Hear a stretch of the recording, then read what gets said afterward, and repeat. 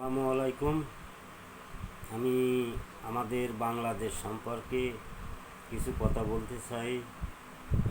সবাই ভিডিওটা শেয়ার করবেন, কপি লিঙ্ক করবেন, আর সর্বোচ্চ শেয়ার করবেন যাতে ভিডিওটা বাংলাদেশ সরকারের কাছে পৌঁছায়।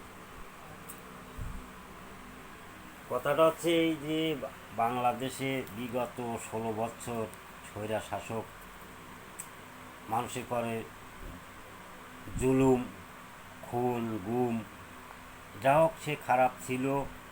বাংলাদেশের মানুষ তাকে প্রতিবাদ করেছে, করে দেশ থেকে বের করে দিয়েছে। আচ্ছা, এখন একটা সরকার, অনিস্থায়ীভাবে একজন সরকার আছে, সে দেশটা কতটুকু কন্ট্রোল করতে পারে সবাই তার দিকে চেয়ে থাকুক, তাকে সহযোগিতা করুক, সে যাতে সুস্থ মতে দেশটা চালাতে পারে। আজকে বাংলাদেশটা একবার জঘন্য পথে চলে গেছে।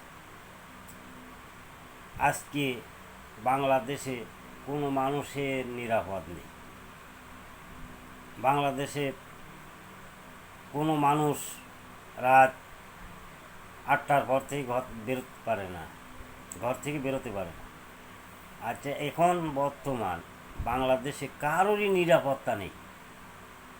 আমরা যারা প্রবাসে থাকি, বড় বড় কান্ট্রিতে থাকি, সেখানে তো মিছিল হয় না, মিটিং হয় না, ক্যাম্পাস করে না, গাড়ি আটকায় না, রাস্তা অবরোধ করে না।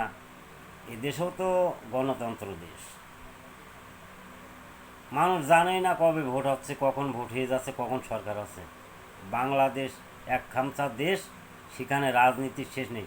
আমি বলতে চাই, পুলিশ প্রশাসন যারা আছেন, র্যাব, পুলিশ, বিজিবি, সেনাবাহিনী, আপনাদের কাছে অনুরোধ, যে দেশে ছোট 8 বছরের বাচ্চাও রেহাই পাচ্ছে না, আপনারা ধরেন তাদেরকে, ধরে প্রকাশ্যভাবে গুলি করে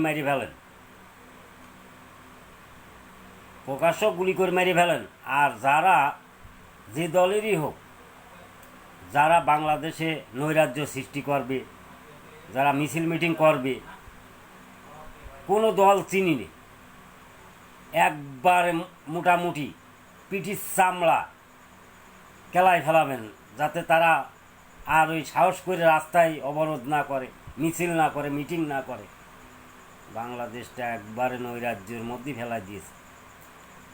আমি বাংলাদেশ সেনাবাহিনী প্রধান ওয়াকারুজ্জামানের বলতে চাই, আপনার সর্বোচ্চ শক্তি দিয়ে মোটামুটি যারা আসবে রাস্তা অবরোধ, মিছিল মিটিং করতে, কোনো দিকে আপনি তাকাবেন না, পিঠির চামড়া যেন না থাকে, সব ধরেন আর জেলখানার মধ্যে পড়েন আর গরম ডিউটি করে। বাঞ্চতেরা দেশটা একবার সরকার করে ফেলা হয়েছে। বাংলাদেশটার একবারে এখন কোনো নিরাপদ নেই, একটা মানুষের নিরাপদ নেই। 8 বছরের শিশু যেখানে নিরাপদ পাচ্ছে না, সে আবার কীরকম বাংলাদেশ? আসসালামু আলাইকুম। সবাই ভিডিওটা শেয়ার করবেন, সাবস্ক্রাইব করবেন।